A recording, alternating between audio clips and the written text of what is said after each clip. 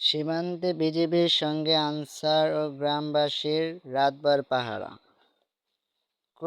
কুড়িগ্রামের রৌমারী উপজেলার শোলমারী ইউনিয়নের বোয়ালমারী সীমান্তের নিরাপত্তা ব্যবস্থা জোরদার করা হয়েছে।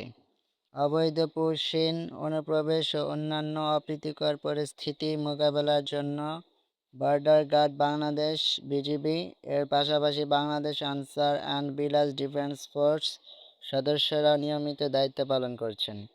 ৯ জুন রাতে দেখা যায়, বিজিবি ও আনসার সদস্যরা সীমান্তের গুরুত্বপূর্ণ পয়েন্টগুলোতে যৌথভাবে টহল ও নজরদারি চালাচ্ছেন।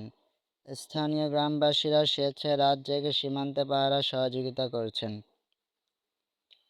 স্থানীয়দের মতে, সাম্প্রতিক সীমান্ত পরিস্থিতির মানুষ আরও সতর্ক হয়েছে। চরের গ্রাম ও চরের বোয়ালমারী ও মোল্লাচরসহ বিভিন্ন স্পর্শকাতর এলাকায় বিজিবি, আনসার ও গ্রামবাসীর সমন্বয়ে নজরদারি চলছে। একজন স্থানীয় বাসিন্দা জানান, দিনে কাজ করার পরও তারা রাতে সীমান্তে এসে পাহারা দিচ্ছেন যাতে কোনো অনাকাঙ্ক্ষিত ঘটনা না ঘটে। জামালপুর ব্যাটালিয়নের ৩৫ বিজিবি আধুনিকায়ন হাসানুর রহমান বলেন, পশ্চিম প্রতিরোধ ও সীমান্ত নিরাপত্তা আরও শক্তিশালী করতে চায় আনসার বাহিনী বিজিবিকে সহযোগিতা করছে। সংক্ষেপে, সীমান্ত নিরাপত্তা বাড়াতে এখন বিজিবি, আনসার ও স্থানীয় গ্রামবাসী একসঙ্গে রাতভর পাহারা দিচ্ছেন।